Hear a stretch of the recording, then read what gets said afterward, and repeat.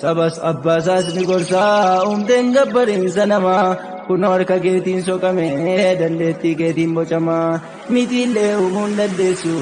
maaliif siniin gabbaramaa kadhadhaa Allah qofaa isa uume ardiif samaa isa qofaa gabbaramaa kadhadhaa yaa ilmaan namaa dhumte kaabarri garbummaa nu agarsiis bilisummaa lammiinsaa mataa jabaatee jabeesse ibaadaa sanamaa sababa haqa dubbateef jedhe waaqni koo tokkumaa maraatuuf kashlabbummaadhaan dubbatan nabi Ibraahimaa booda wanta godhu dhabee guyyaa ayyaana isaanii cimaa mushrikiin sheexaana sooruuf wal waammatee malkaa deemaa inni qottoo isaa fudhatee qajeele gara sanamaa xiqqoo isheerraa olee galee tatarsaasaa ola deemaa babbaqaqsee hunda fixee guddaan tokko haftee ammaa tooftaadhaan haqa mul'isuuf qottoo isheerra kaa'ee deemaa shirkiitti duuluun dirqamaa yoo jiraate humnaaf ogummaan